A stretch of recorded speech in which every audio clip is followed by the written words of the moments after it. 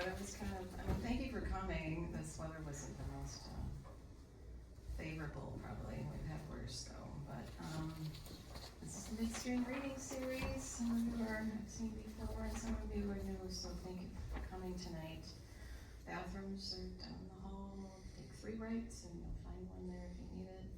We do have our website posts readings, videos of the reading at Midstream Reading Series at WordPress.com if you're ever interested in that.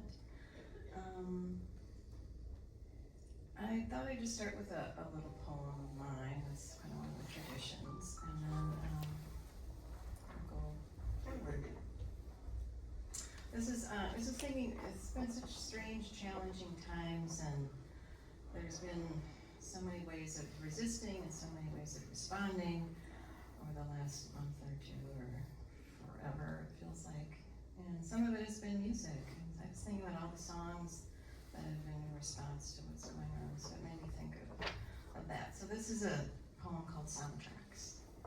It was said my grandmother sang old folk songs about forests and the way their flowers pushed through mad clouds of dirt in delicate melancholy.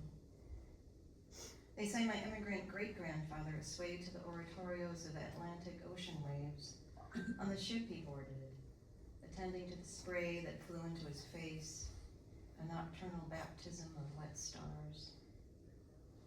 My Uncle Orville wrote his own name upon a song nestled in the Library of Congress, singing about moonlight and maybe his own illicit and tender love for other men. Aunt Lydia was all about the radio and its warm caramel hum as she moved through her otherwise silent, solitary widow day, a highball in one hand, the station dial and an intricate spin with the other. The men sitting in the prison yard, singing rancheros, calling out how anywhere you can thread voices together into a dance of heartbreak.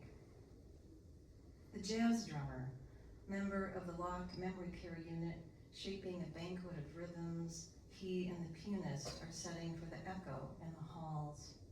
A harvest of hi-hat and roll, delivery in all that solitude, filling up the hungry. The way, as a child, I knelt and put my ear to the ground, listening to the questions of the night songs from the other side of the world.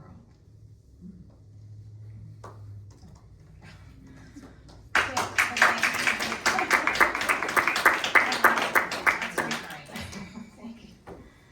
So let's hear the many sounds of our readers tonight. John Reinhardt is the author of 3 poetry collections, Elegy for Everyone from the League of Minnesota Poets Press, and On the Road to Patsy Cline and Burning the Prairie, both from New Rivers Press. He earned his MFA from the University of Michigan, where he received a Hotwood Award and Cowden Fellowship. A 2-time winner of the Loft McKnight Award in Poetry, he lives somewhere in southern Minnesota, not far from his 2 tall children, and teaches at South Central College in Faribault. And on occasion, he and I write songs together. Please welcome John Reinhardt.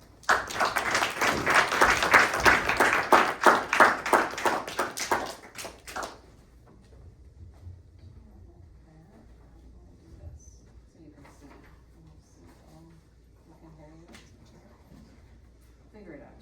I'll figure it out. My eyes are shot to hell, so reading is different than it was back in the old days. But a lot of things are different than they were back in the old days. Diane likes my wolf poems. Let me start with a wolf poem. The color dark. At night, water has a pulse. I press against the pond's wrist and count out 52 bluegill a minute, a healthy rate. The moon is doing double duty, one version in the sky, the other resting on the water's forehead. I just read about a wolf killed for being a wolf, and a wolf is the moon's poet. What I'd give to let out one genuine wolf poem right now, a howl in 20 or so lines. The water and its moon trembling like a lamb at this one wild call.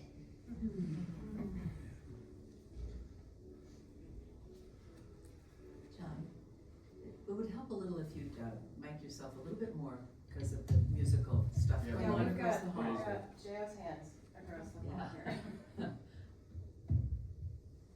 That's any better. I can be loud, I'm a teacher, so. Use the teacher voice. Yeah. It's not always the poet's voice though, is it? Yeah. The last time I was in this building was 30 years and 7 weeks ago.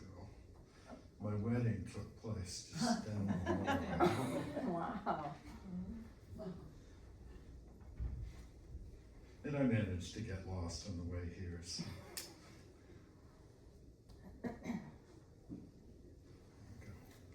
So I thought I'd read this poem that I wrote for the wedding of a friend. It was back when I lived in Alaska, which was a while ago. I lived in Fairbanks for 6 years.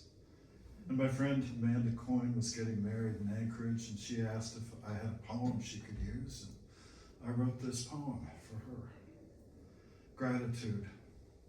At 33 below zero, the sap is not exactly rowdy in the trees, and still they glow, stand sturdy while the days lengthen and lean towards some steady fire. The heart is an old wound, not the one tattooed on the hairy arm of some lost sailor, but the one we've carried around as if it pumped light instead of blood, though even the most figurative of hearts is full of fluid and tide. And I'm grateful for the stains still bright on my fingertips from the first time I touched you when you did not pull away, but moved close, your lips wild and sweet as berries just picked from the fields and hills where the bears feed and our shadows grow small. If I have loved you at all well, at all gracefully and wise, then continue to wrap yourself around me like something warm and certain, a hush when the words are not enough, but remain all they need to be.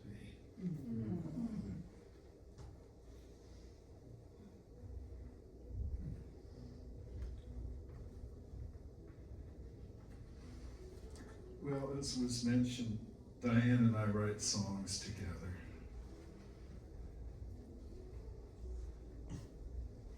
I send her lyrics, she guts the hell out of them, and then records them sometimes. True. And I'd complain, but so far she hasn't made them worse. In fact, I think they kind of get better. Kind of. So I thought I'd do a music poem. It's about two songwriters, singers that I still love. Warren Zevon wrote Werewolves in London, his big hit, I guess. And Townsend Zant wrote Poncho and Lefty. Willie Nelson had a hit with it with Merle Haggard, of course. They were both kind of noted for making less than wise lifestyle decisions. Warren Zevon and Townsend Zant get drunk in heaven. This is where you can kick the dead dog until it snarls itself awake, licks its nuts, and then heads to the creek, where the boys will be fishing until the almost dark.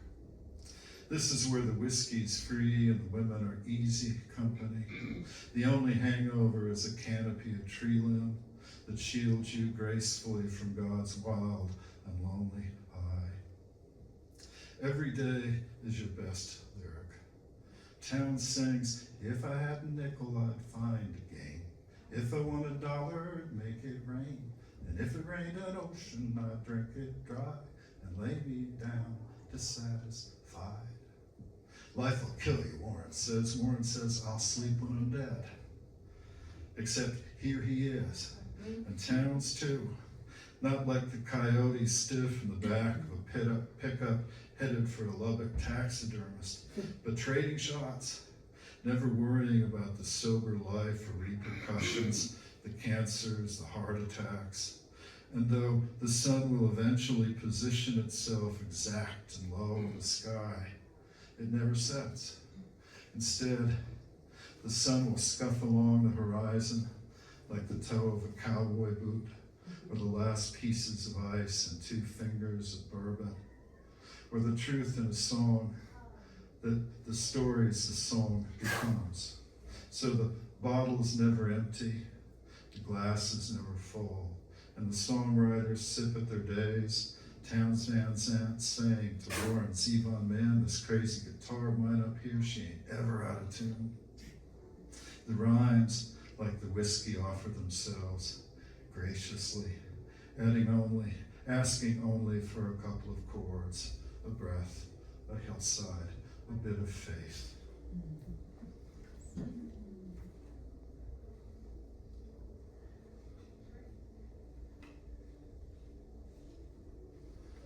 Ice can be a good thing. Having lived in Alaska, every March, right about now, they have the International Ice Art competition, which is extraordinary stuff. It's acres of carvings of ice. And I think everything described in this poem was part of the year I went. I went every year we were there.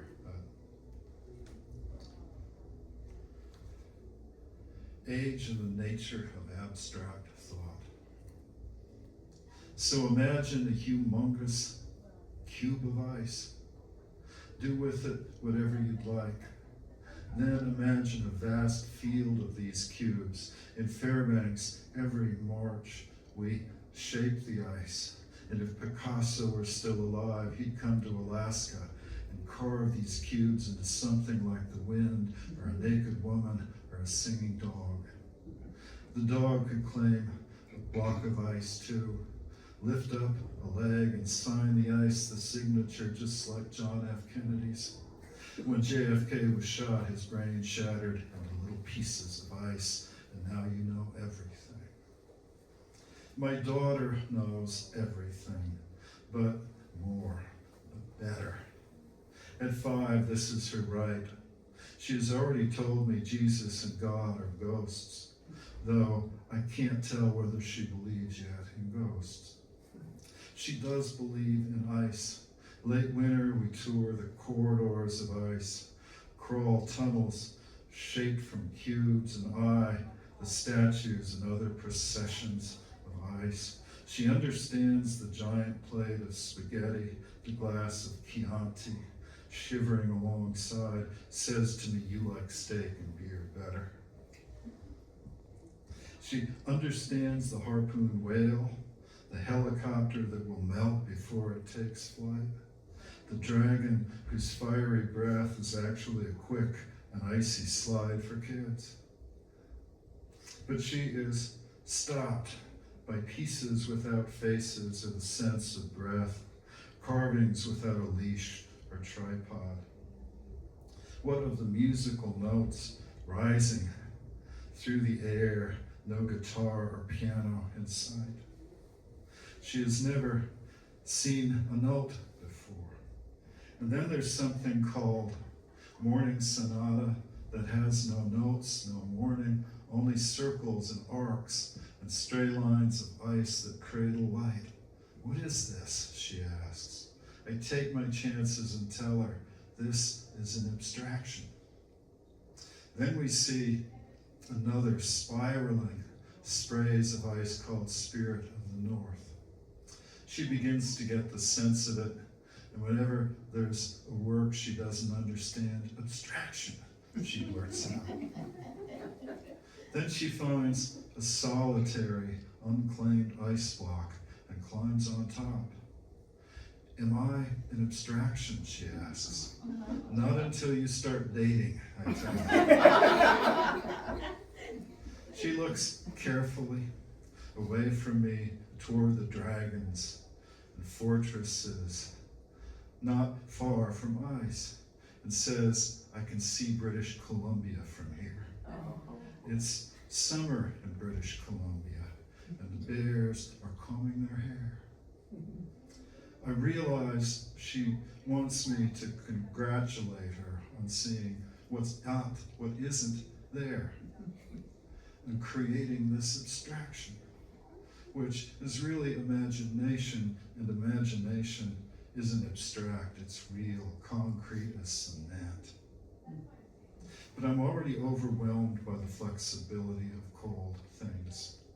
So I climb on the ice and stand with my daughter. British Columbia is beautiful, a beautiful place. Some of it green even in winter. And from our high place, my daughter and I hug like Moses and God, like love and death, but mostly love, mostly God. What haunts us, what we believe in, and only some of it will melt away too soon.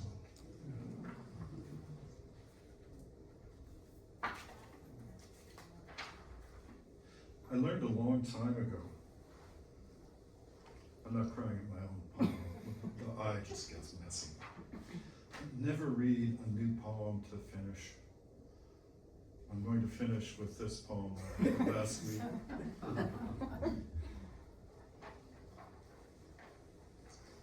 What I'll be wearing come spring.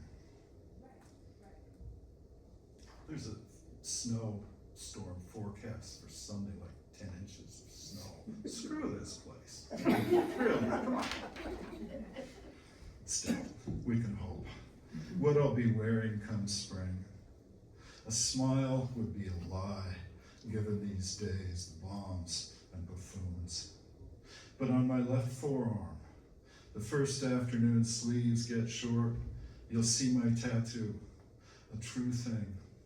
My son sewed it into my skin with some ink and a sure touch. Look and you'll see a candle in a holder made of gold in a different world. A flame tops it off like one hand waiting for another, almost a prayer. Other than that, you should hope I'm wearing pants and a colorful shirt that looks ready to blossom. If the day is sunny and not too lively with wind, I might have on my Springsteen cap and an air guitar slung over my shoulder. That tattoo, though, is for certain. We stole it from a book of poetry I'd read to my kids when they were little enough to understand poems and the anatomy of poems. My daughter has the same tattoo, wears it proudly, but in some hidden place. So these words of mine about how we present ourselves to the seasons are really about ink, permanent as that can be, and how we attach ourselves, desire to design, wolf to moon. Thank you.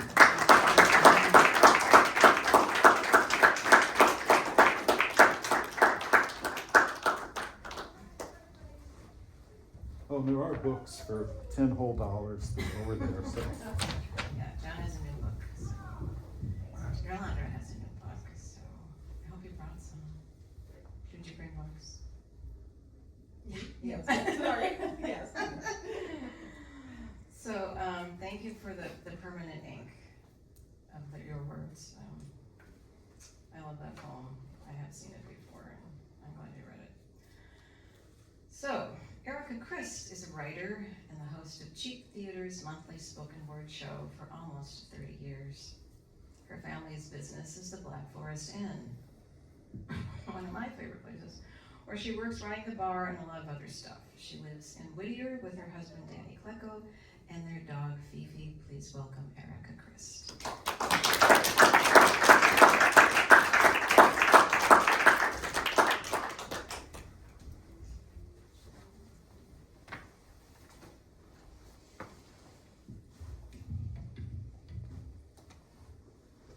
Thank you. Hello. I am I'm going to do two stories about the Black Forest, or from the Black Forest, or because of the Black Forest. It's one of those places that just being in the family that runs it almost automatically makes me like Scheherazade. I have 1,001 stories. So here's two of them. The Daughters of the American Revolution is a membership organization open only to those who could trace their ancestors to those living in what would become the United States at the time of the American Revolution. Their members do charitable works. The organization sponsors historic preservation efforts, genealogy research, and American history studies. They were founded in 1890 and grew to be a socially powerful group of women. Over the years, they've become a much larger group, but a more benign one. I work in my family's restaurant because I grew up there and worked there full time. Because I run the bar and have worked behind the bar for 35 years, I've spent more time looking at and talking about the giant Richard Avedon photograph, the Generals of the Daughters of the American Revolution, than any other object or artwork in my life. I very likely spent 1,000 hours looking at that photograph over the years. Could I draw it from memory? No. Would I know it at a great distance or in a teeny corner of a magazine? Yes, absolutely. It has a distinctive gestalt. To be fair, it's the piece that everyone in the restaurant looks at and talks about more than any other because it has 2 bullet holes in it. Even people who have no idea who Richard Avedon is, or the Daughters of the American Revolution for that matter, even those people are fascinated by the photograph. Richard Avedon was a fashion and portrait photographer. He worked for Harper's Bazaar, Vogue, and New Yorker. He did fashion shoots, art projects, portraits, and commercials. What he is best known for depends on who you are. He photographed Marilyn Monroe, napalm victims, the Beatles, mental hospital patients, Samuel Beckett, civil rights leaders, presidents, the fall of the Berlin Wall, the workers of the American West. He created the Brooke Shields Calvin Klein jeans campaign. He took the photo of Dylan in 1965 walking down the cobblestone street, Nastasia Kinski and the snake, Dovina and the elephants. His first big retrospective was at the Minneapolis Institute of Arts in the summer of 1970. He had very specific ideas for the exhibit, and he had some heavy political statements that he wanted to make. However, all that's relevant here is that he was in town for a while. The restaurant is close to the Institute, and it is reported that he thought the Black Forest felt a little more like New York than any of the other places nearby, which were not plentiful at the time anyway. The photo is signed and dedicated to us in the lower left corner. It says, quote, "To my friends at the Black Forest with fond memories, D. Avedon, October 1970, end quote. It has been hanging in more or less the same spot since 1970. It is at least 5 feet high and 6 feet wide. It's enormous as photographs go. It's especially enormous when you imagine that it was printed before 1970. In other words, entirely by hand, piece by piece, in a dark room. You can see the seams if you look closely. At one point, I heard the tidbit that there are only 3 existing prints of this size, of this photograph. Avedon himself had one, the Metropolitan Museum in New York has one, and a small German restaurant in Minneapolis has one. I never really researched it, so what I know about it is what I've heard over the years from people who may or may not have known what they were talking about. It doesn't matter. The reality of the history of the photograph is not changed by the stories we tell about it. What's true might be more interesting than what isn't true, but if we don't know the difference, if we don't know what is absolutely true, then we can be forgiven for sticking with what is interesting. The full proper title is The Generals of the Daughters of the American Revolution DAR Convention, Mayflower Hotel, Washington, D.C., October 15th, 1963. Pictured are 11 women, all women of a certain age, dressed to the nines, either getting themselves set for a portrait or breaking the pose of a portrait. It isn't a flattering photograph. None of them are looking at the camera, one has her back turned, a couple of them look downright unfriendly. The size of the print accentuates the aloofness, the disengagement of the women. We have it hung rather high because of the way the bar is arranged. It's the best way to make most of the photograph visible to most of the people in the bar. The net effect is that these women loom over people sitting at the bar. We haven't taken very good care of the photograph. It's still in the original frame and glass. The bullet holes were never repaired, and people have been sticking their fingers in them for almost 40 years now. The glass is dirty, there are a few mint wrappers that made their way to the bottom of the inside of the frame. There's dust or debris inside the frame also. Sometimes when I look at it, all I can see is the damage and the aging. I know there are people out there who are aghast at the condition of the photograph, and I would be more sympathetic to them if I didn't know how much it would cost to clean and repair the picture. Plus, we're not a museum, we're a restaurant. Admittedly, we haven't been entirely hands-off. We can't blame the public for all of the manhandling of the photograph. Years ago, one of our bar customers had a very short career as an extra in movies that were filmed locally. Once it was clear that he wouldn't be able to quit his day job, he cut one of his black and white headshots to fit one of the faces on the DAR photograph and taped it on. Despite the fact that all of us look at the picture all the time, it was days before anyone noticed the substitute face. For several years, our Oktoberfest celebration included a David Hasselhoff tribute. One of the things we did was put David Hasselhoff faces all over the restaurant, including on the photograph. It was a dumb gag, but one of the pictures fit quite seamlessly, and for our own amusement, we left it up for weeks. During the pandemic, one of our art school graduate employees made paper masks for every one of the women in the photograph. She got the angles and the shading just right. We left them taped on the picture for over a year. Even the DAR themselves reposted our Facebook photo of the masks on the picture. It was so spectacular, there was actual word of mouth about it, and people came in just to see the masks on the photo. I'm sure our irreverence doesn't get universal approval. I'm sure there are people who shudder at our seeming indifference to its value. But we are not a museum. And furthermore, and I cannot overstate this, everyone who walks by that photograph looks at it. Almost all of them say something about it. Some stare at it for a long time. People ask questions about it. Who are they? Why are they so crabby? Are they German? Why is there a hole in it? Wait, there's 2 holes. And on every day, day after day. So many people ask about it, in fact, that how to answer questions about the DAR photograph is part of training all new staff. If you were an artist, what more could you want? If we gave the photo to the Minneapolis Institute of Art, they would of course clean it up and repair it. But they only display around 5% of the work in their collection. The chances that it would be on display every day are very small. The chances that you could stick your finger into one of the bullet holes are 0. If you were the artist who took this photograph, would you want it perfectly preserved in a vault? Or would you want people looking at it, talking about it, asking questions about it, touching it, bringing their out-of-town friends to see it, asking more questions about it, telling other people about it, coming back to see it again? And if all that attention was slowly damaging the work, would it still be worth it? What artist wouldn't say yes?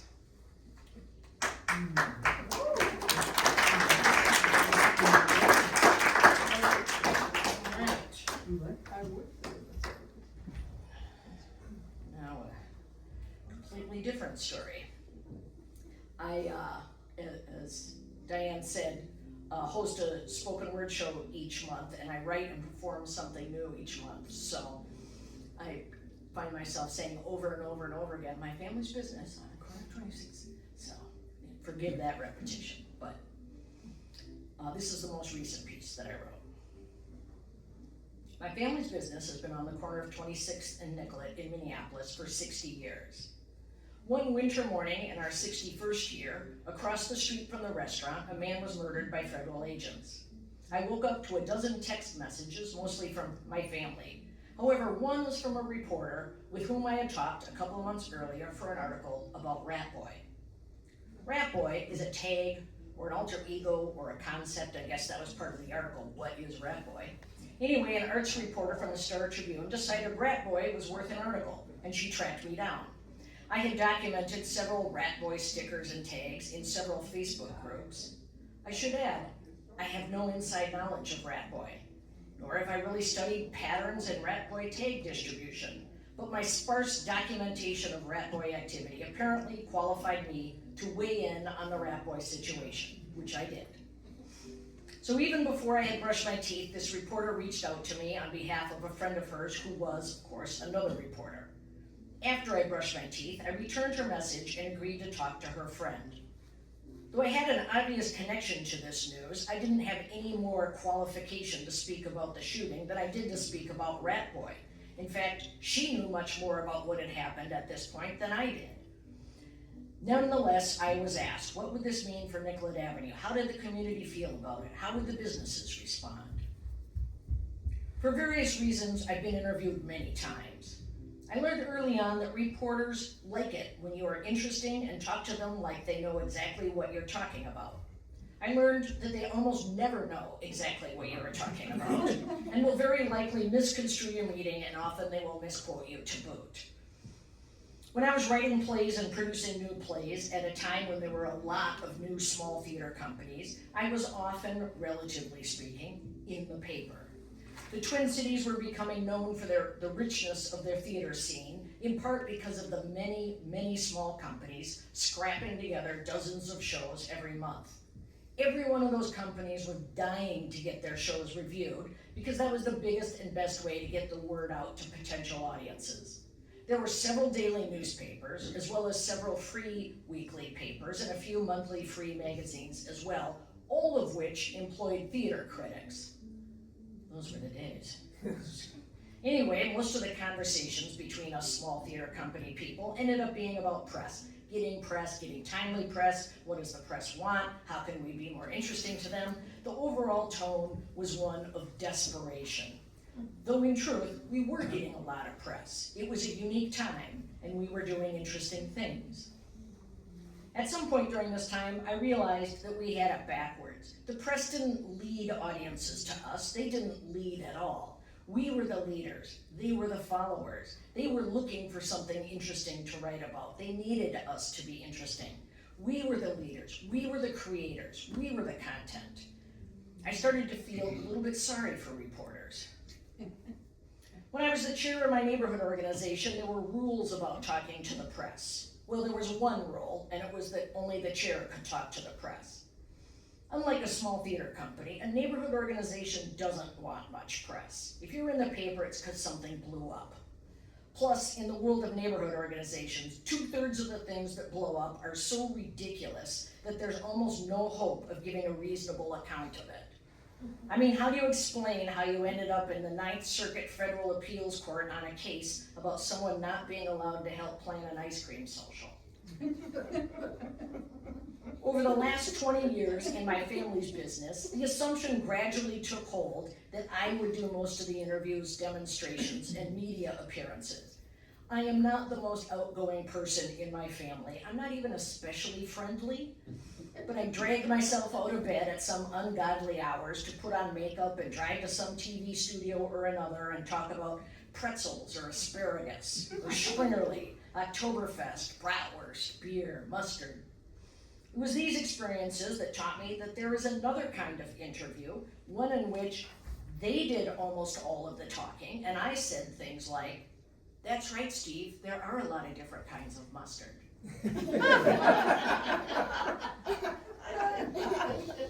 Maybe all that sounds amazing or special, but it isn't. For one thing, they decide what story they're telling, and about whom you do not decide these things. They decide what they think is interesting or provocative, and they don't really care what you think, or anything about you at all. It can be exceptionally unsatisfying to be interviewed, even frustrating if it's something you feel strongly about. Which brings me back to the present. By sheer circumstance, we were in a place where big news happened. We weren't the news, but we were close to it. It was by far the biggest news I've ever been anywhere near. I wouldn't say I was surprised by the amount of media from around the world that materialized within hours, but I was surprised at how many of them wanted to talk to us at the restaurant. Surprised is an understatement, actually. I was dumbfounded and totally unprepared for it. Nobody cared that we didn't have any expertise or even experience of the big news other than our proximity to it. They didn't care that I hadn't gathered my thoughts. They didn't care that I was wearing a sweatshirt and my hair was dirty. They cared that I was available to talk. And for all that hoopla, I talked to the guy from Channel 4 for 45 minutes, and I had exactly 2 sentences in the 90-second story on the news that night. I talked to the lady from the Star Tribune for 10 minutes, and I got 1 sentence, but it was the pull quote. We got emails from NPR and some German radio station. I might be rather well known in Finland, since I was interviewed by the #1 Finnish news outlet. We got calls from NPR and the PBS NewsHour. My sister and my mom were interviewed by Channel 5 and the New York Times. I sat in on the very end of one of my sister's interviews with the Washington Post, and then an hour and a half later I answered the phone when the reporter called back to see if she had left her notebook there because she couldn't find it. I realized that the reporters and all of us that they talked to, we all had the same struggle, the same urgency and scramble and grasping to find things to say that were cogent and sane about an event that was senseless and shocking and insane. Because we had opened the doors to let people in to warm up and use the bathrooms and have some coffee and soup, we saw many of the out-of-town reporters many times throughout the day in those early days. Also because of that, we became a little side story of our own. And of all the things that I never could have imagined, the neverest one of all was the way people would respond to our little side story. Within days, we started getting emails and calls and letters in the mail from people all over the country and even other countries, New Jersey and Hawaii, New Zealand and Kansas, Holland and Canada, who all wanted us to know how deeply they appreciated what we were doing, how sad and angry and shocked they were, how much they supported the community here. We weren't just a little side story. We were part of the big story. We were the content. We were the story. Thank you.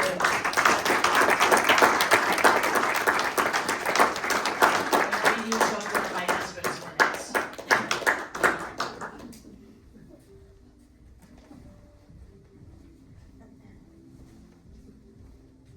Thank you, Erica.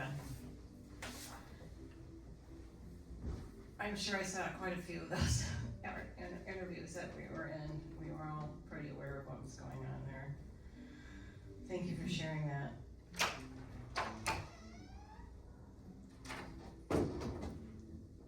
Hello. I guess not.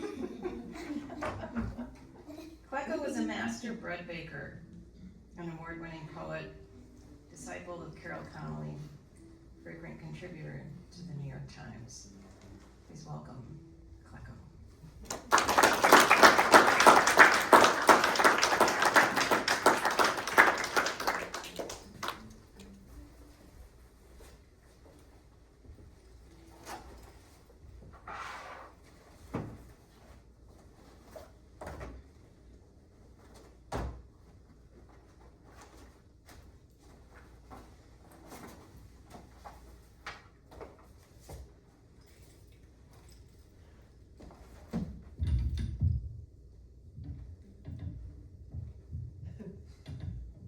So I lived in St. Paul for 40 years. And a little over a year ago, I moved to Minneapolis. And I'm supposed to tell you, because everyone who knows, I mean, it was in the newspaper. Clark was leaving St. Paul. The city mourned. And I'm supposed to tell you the impact it had on me, but I gotta tell you, I don't miss it. I love the people, and I love it. But I've got a new city now in Minneapolis, and I have a new life in Minneapolis. And my brother-in-law, for Christmas, gave me a book, Do Angels Need Haircuts, by Lou Reed. And what Lou said, and this is through his last wife, Laurie Anderson, tells the story. And what Lou said was, because he quit. People don't know this. After Velvet Underground, Lou quit and became a poet for 6 months. And he said, bands have it easy. When they go to a new town, they link arms and they have support and comfort from each other. But it's the poets and the painters that have to find their new family by themselves. And that really spoke to me at that time.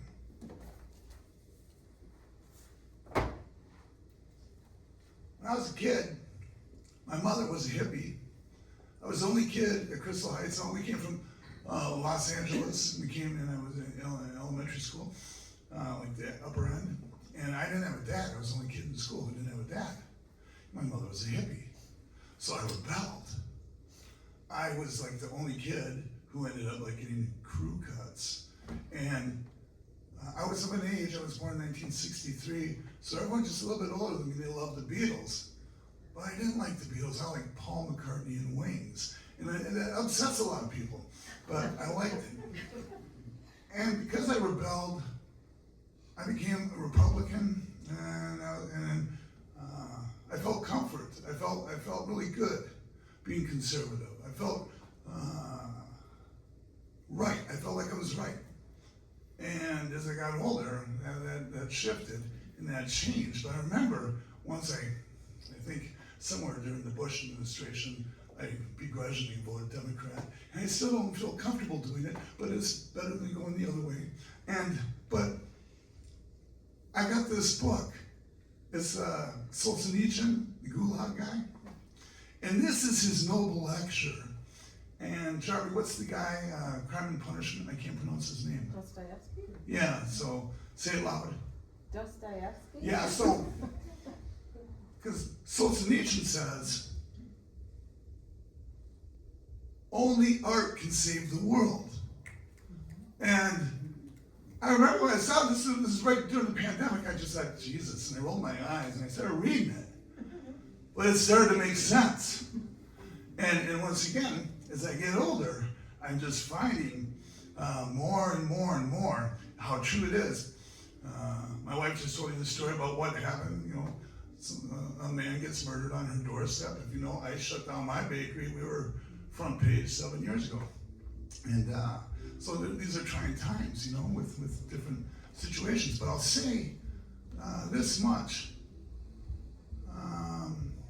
We went up north in Log Cabin, and Springsteen came to town, and he did Streets of Minneapolis at First Avenue.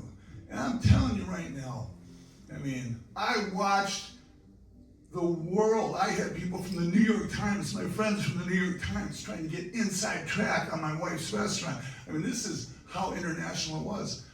And no politician, no cleric could save Minneapolis from what was going on. But God damn it, if Bruce Springsteen didn't have a big part, once again, it was an artist. It was an artist coming in and healing. And I'm just going to tell you, Noble Lecture by Solzhenitsyn, it's only like 40 pages. It will change your life.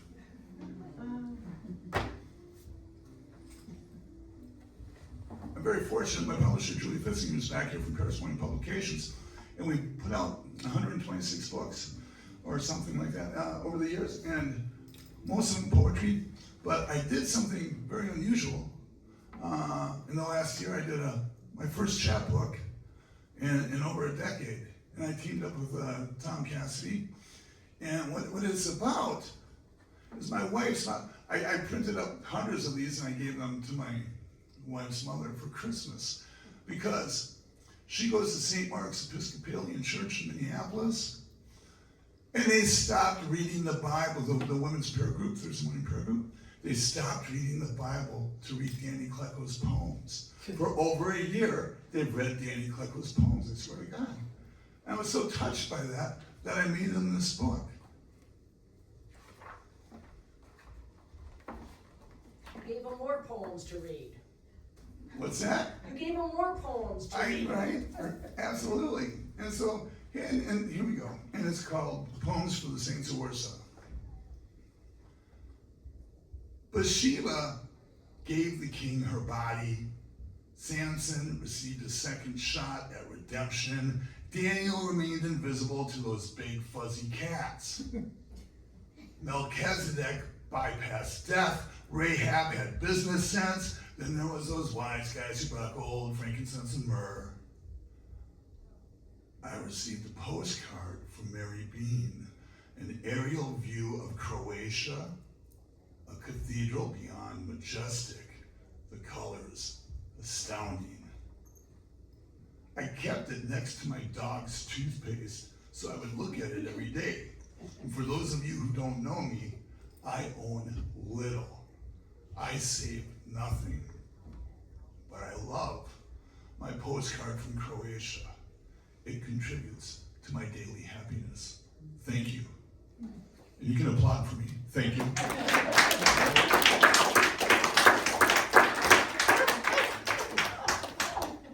In Minneapolis, I went in and had to ask.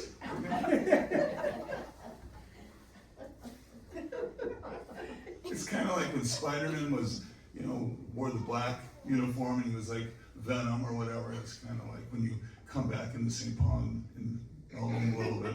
Kind of get sensitive, but I love them.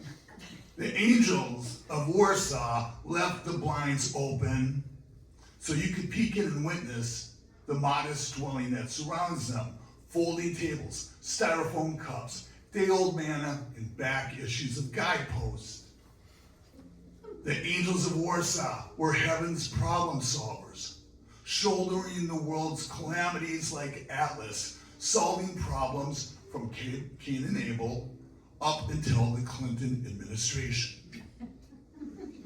But that's when they left without notice, slipping behind the veil.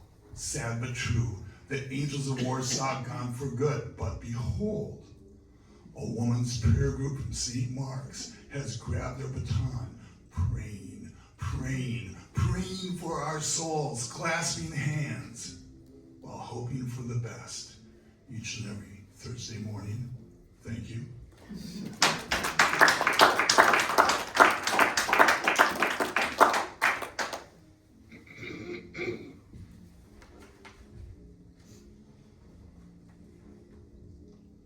I have a dog.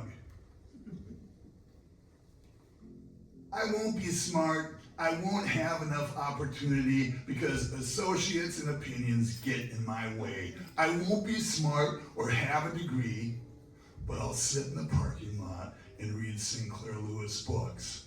Just when I think, or you say, I remember.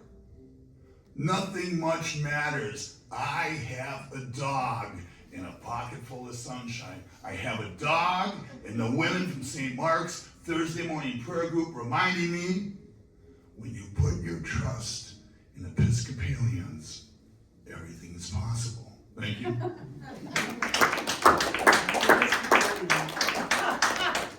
See, Diane, this is the part where they're trying to figure out, really, which way. And Diane always gets so nervous when I'm here reading, and I'm so thankful that she brings me here because she just doesn't know where it's going to go. I'll tell you where it's going to go, Diane. We're going to get happy. My last one from this, and I'll have one more, I'll be done. Happy. Today, I was happy. Today, my poem was published in the New York Times. Today, my girlfriend told me she loved me. Today, my girlfriend's mother told me she loved me. Today, I cooked dinner for my dog. Kibble, gravy, lamb, grated apple, and a fried egg. After dinner was over, as I applied toothpaste to my dog's toothbrush, I saw the postcard Mary Bean sent to me, the postcard from Croatia. It made me smile. Today, I was happy. Thank you.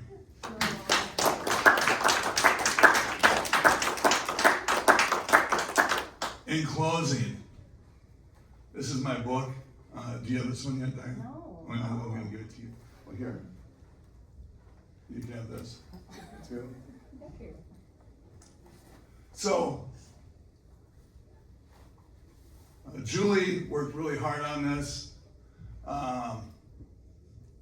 Eric is in it. Julie's in it. Marianne Grossman from the Pioneer Press is in it. Patricia Hampel's in it. Basically what happens with me, I call up Marianne Grossman from the Pioneer Press, and I say, Marianne, how are you? She said, what's the next book going to be about? And I said, about my travels in Russia. And she'll say, no. I said, why? And she said, write about New York. And I said, what do you want me to write? And she'll say, call Trish Hampel, she'll tell you what to do. So I'll call Hampel, I swear to God, and she'll tell me what to do, and that's what I did. But this book starts off with a lot of my poems in the New York Times. I mean, I don't want to be the guy who brags, but I've been published in the New York Times more than anyone on the planet. Not that that matters, but it kind of does. In this book, also, there's a wonderful piece where I did a fireside chat last year with Isabella Rossellini. And this is a great poem, and I celebrate because I spent my mother's 84th birthday, just last Sunday, eating breakfast with my mom and watching Blue Jays for hours. We talked about New York. The commission stated I had 6 months to compile no fewer than 15, no more than 20 questions to ask Isabella Rossellini at the fireside conversation. The discourse was to run a minimum of 40 minutes, but not to exceed 45. On the evening of the event, I entered the venue. The space was quiet. Caterers and security went about their business. On the stage were 2 chairs side by side at a closeness that denoted intimacy. As the mob filed in, I watched from the shadows as they ate and drank. It occurred to me, every event that ever was are all the same. If you watch from the rafters, you can't help but notice beautiful people tend to get eclipsed by louts. Summoned by security, I reported to the green room with the understanding I was to give Isabella a synopsis on the upcoming fireside conversation. As I stood, she sat clutching an Italian greyhound. As I stood, she never mentioned herself. She never mentioned our show. Instead, she said with an accent that I won't try to replicate, "Good evening, Mr. Klecko. What shall we discuss? Your poems or your sourdough starter?"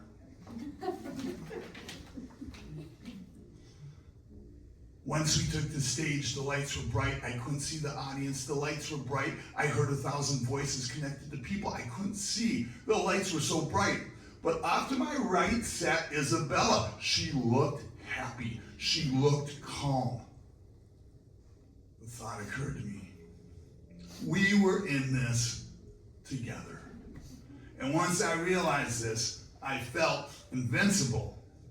We could have talked about escapades anywhere in Europe, but for whatever reason on this particular night, Isabella talked about New York, Manhattan, and the apartment of her childhood. It remained fairly empty enough to serve as a racetrack for her and a tricycle that repeated laps constantly. We talked about New York, chickens, family, and love. We also talked about Russell, a pet raccoon kept by Marlon Brando, in his small apartment off Broadway. We discussed Casablanca, her childhood kangaroos. We discussed lots of things, most of which pertain to Isabella's activism and commitment to animals. But my favorite part of the evening was question number 15, when I asked, "My mother is 83. She lives with cats. She mentioned to me recently that the older she gets, the better she understands the silence she shares with her cats." That's when I reminded Isabella, "You're the one with the master's degree in animal behavior." Then I asked if my mom was onto something. Can silence be used to strengthen our relationship with our pets? Isabella paused and pondered before replying. "Your mother is wise. I haven't thought of this. With my animals, I seldom consider silence, but I do spend a great deal of time trying to keep them away from noise." Then she stopped talking and stared at me and smiled. For a brief moment, I felt as if we were alone. I felt safe. I felt happy. Gosh, I wish my mother could have been there. Thank you. My name's Danny Klecko. Thank you very much.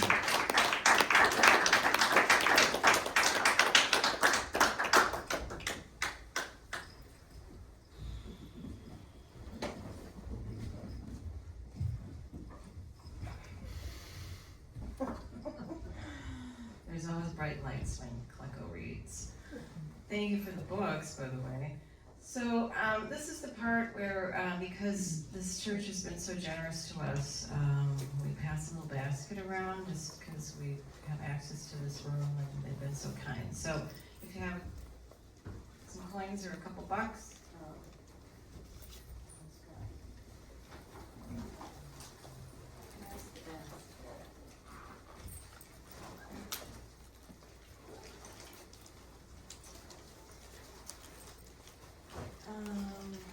that's happening. I just want to mention that our next reading will be April 9th, hosted by Richard Terrell, and the writers will be the poets Philip S. Bryant and Janet Knittel. I never know how to pronounce her name. Novelist Thomas Maltman and memoirist Kelly Ross Foster Lundquist. So I hope you can join us then, and the weather will be nicer. I promise. No idea. So our next reader and writer, so happy to have her here. Jolanda Larkins is an award-winning educator, spoken word poet, and author of Before I Lie, just published last year. A recipient of the Loft Literary Center Teaching Artist Fellowship, and she has received multiple grants and awards from the Minnesota State Arts Board, Springboard for the Arts. Jolanda is a Compass teaching artist and leads the Right to Thrive program with 826 MSP and facilitates residencies at the White Bear Center for the Arts and Art Start. Her work has reached institutions including the University of Minnesota, St. Cloud State University, Hennepin County Libraries, and the Minneapolis Institute of Art. Her writing and performances have been featured by Minnesota Public Radio, KFAI, Insight News, Pioneer Press, and Minnesota Women's Press. She has performed for the NAACP, Button Poetry, the Minnesota State Capitol, Children's Museum, and the Minnesota Black Authors Expo. Jolanda also coordinates Club Book, Moving Words, and the Fireside Reading Series for Friends of the St. Paul Public Library. Visit her website at jolandawrites.com. Please welcome Jolanda Larkins.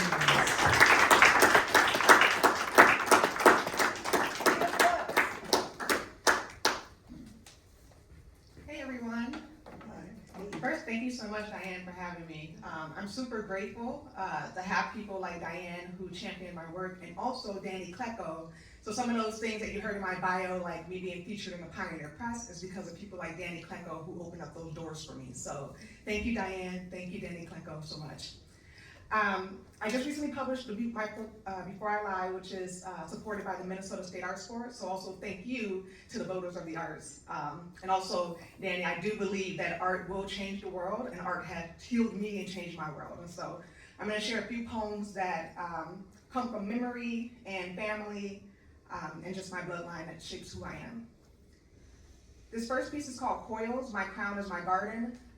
It's an old poem, a response to the Crown Act. So the Crown Act is a law that prohibits hair discrimination.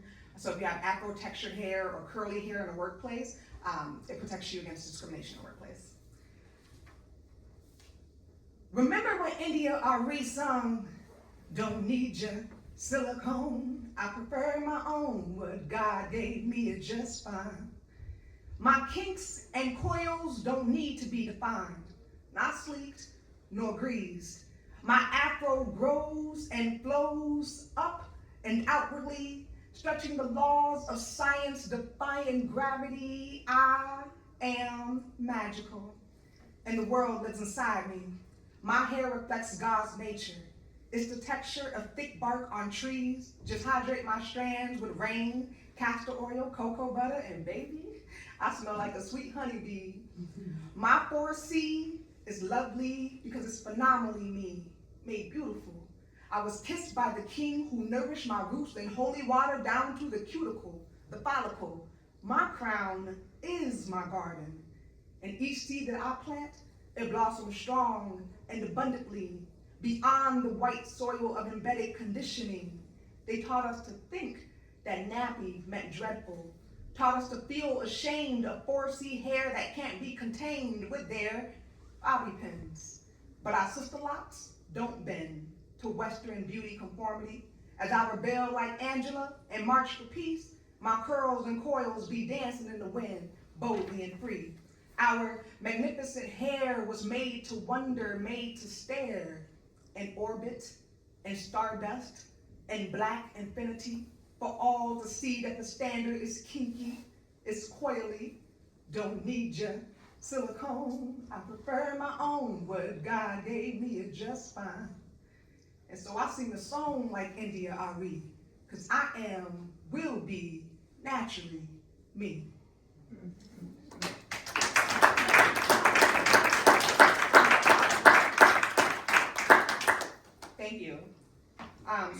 always confidence about my hair and just being a black woman growing up.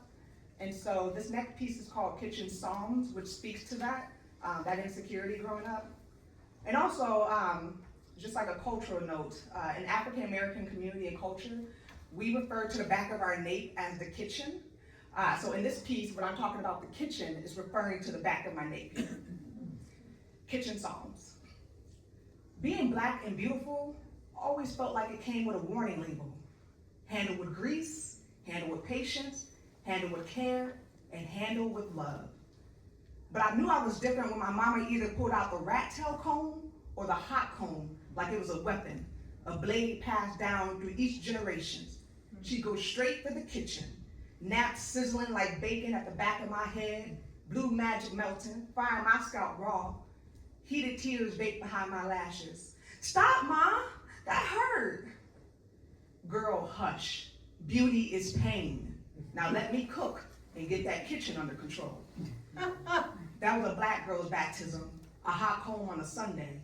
She started parting down my roots like Moses split the Red Sea, taking the same path our ancestors carved through chains, auction blocks, and fields hot enough to cook a soul and fry a spirit.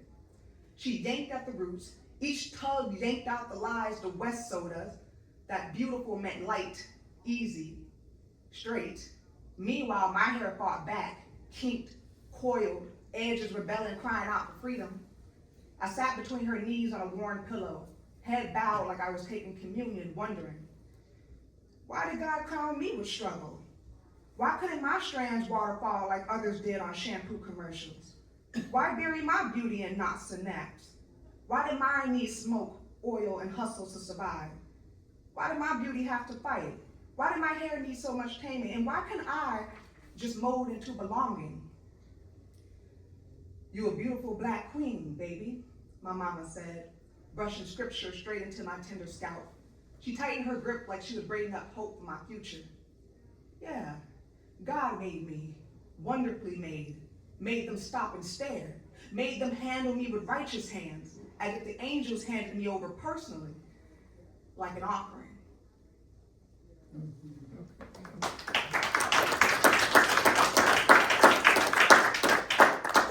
Thank you. This next piece has become a crowd favorite, so I'm going to share it with you. It's called Ode to the Hood, where I'm from. And I'm from South Minneapolis. I grew up on Lake Street. So if anyone is familiar with Lake Street, it's this beautiful strip of multi-cultures. There's different foods, different smells and colors, there's art. And so that strip really shaped who I am today. South High Tiger. So here it is. I'm from elementary and high school dropouts. From playgrounds with torn basketball hoops and stolen dreams. I'm from bus stops and long ass walks. From Arnold's gun store, Robert's shoes, the liquor store, 7 Mile, $5 boutiques, George Floyd Square, and the corner of Chicago and Lake Street. I'm from the intersections where bullets and color wars meet. From stolen halos and streetlights that don't blink, prayers left on voicemail. I'm from women who wear gold on every finger, poppies rocking rope chains with the Jesus piece, and uncles with bank rolls thick as loyalty. I'm from the Holy Ghost and church. I'm from, did you still off on her first? From absent birthdays, deadbeat father, strong mother, and a home where dysfunction is just background noise. Sirens and helicopters sound like a vacation. Where I'm from, the school's pipeline to prison isn't a stretch, it's a bus stop. I'm from IEP plans, redlining, yellow tape, Social Security, and Section 8. I'm from hopping gates, cops call, thin walls, pit bulls snarl, with silver chains round their napes. I'm from cold cases and superheroes who don't wear capes. From chip polish and cheap paint left molding into slumlords. From evictions and pawning family heirlooms handed down at birth. I'm from a generational curse and witches who survived the spell of poverty. I'm from barehanded healers, seers, medicine women who cut the life from your body without surgery. I'm from the streets that gave my TT HIV, may she rest in peace. I'm from the bullet in my daddy's knee, the deep scar on my mother's cheek. I'm from collect calls and bail money, halfway houses, screen doors, chain guards, steel with brass finish. Who that be? I'm from niggas in ski masks, wearing death like fashion. I'm from tattooed portraits, men and women easily fractured by bad habits. I'm from the war on drugs, freedom riders, Little Rock 9. I'm from black women 3 times more likely to die on hospital beds bringing life. I'm from the transatlantic slave, Mississippi muddy boots of trade, from the great migration, tobacco farms and plantations. The fabric of my history burns with wildfires of colonization. I'm from gentrification, where cities are built on one side of the street. I'm from couches wrapped in plastic, Sunday cleanups, lavender incense burning, Keith Sweat, Mary J. and Neo Soul on the stereo. I'm from all those stereotypes. I'm from mud and sand. I'm from my mother's prayers and clasped hands. I'm from prophecy, survival, from faith. Grew up hearing mama say, good things come to those who wait.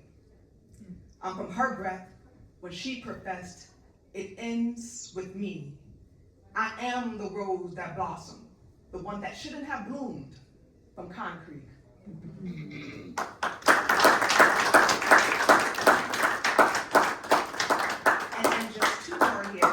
This next one is a grandmother poem. My grandmother passed away when I was 5, so she passed away before I could understand what death was, and so this is an ode to her. Bloodlines and Bibles, Jimmy Lee Lloyd. For my grandmother and the women who prayed us into possibility. History stares back at me through the obituary.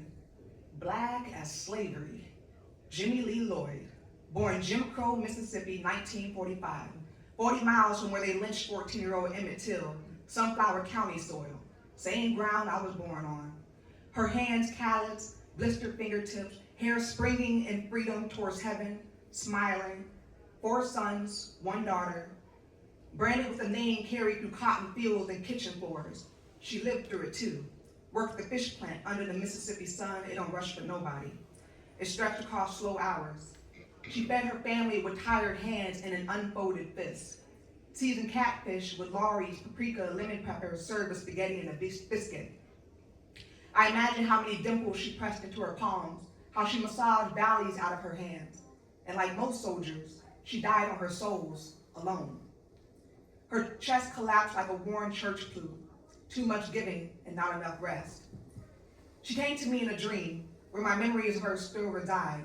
She said, since I wasn't there for you on earth, child, I'll protect you now as your forever spirit guide. And after her death, Mama got her white holy Bible, notes inked in faith, guarded by spirits in a wooden cupboard. When my second eldest brother got his first haircut at 13, Mama swept his strands into Genesis as a bookmark. When our cat Lucy lost his tooth in a fight with the vet, she tucked it in Psalms. That Bible has held our family for over 20 years. Mama buries offerings in its pages, not a single leaf neglected. And in return, Grandma sends her love through every passage, keeping us covered and protected.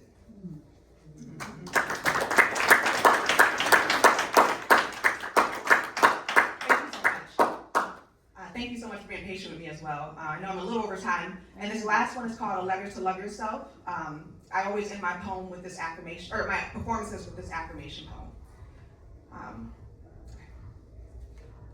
Love yourself.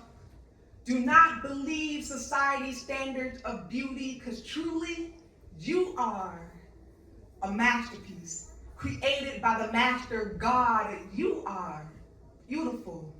Your skin and bone human, you are not made of metaphors, but your strength is fire. It's never ending, it doesn't burn out. Let no one hold your power. You're the queen, king of your tower. Breathe. So you found the strength to keep going. So hold on just a little longer. What doesn't kill you makes you a conqueror. So you got to be brave. David, conquer your Goliath and slay. Just love yourself. And I'm not talking about buying a new pair of shoes with your fresh paper cuts or your brows on fleek, edges sleek, so you shared a tweet and now you're feeling yourself. I'm talking about healing yourself from the roots of your core. Because if you want to acknowledge who you truly are, then what is your purpose for? So this is a society that made you feel like you're black is not a boastful believer. And this, it's a society that made you feel unsatisfied with the skin you're in. fall in love with your imperfections, skin, smile, face, collarbones. You are a blessing, and don't second guess this, because I absolutely and definitely, wholeheartedly love me unconditionally. Do not believe society's standards of beauty, because truly, you are a masterpiece.